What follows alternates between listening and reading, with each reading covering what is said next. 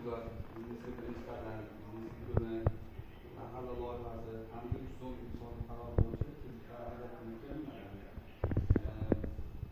Masalan, biznes birinchi qadam 5 million so'mgacha imtiyozli davlat yo'q bo'lgan holatda 25% ajratiladi. Endi biznesga ko'mak 5 milliondan 17 million so'mgacha 25% stavkada 6 oy imtiyoz davlatini 4 yil muddatga tasakkiz oyga ajratilgan.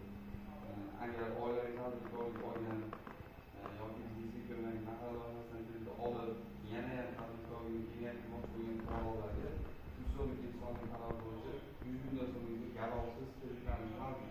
Agar garov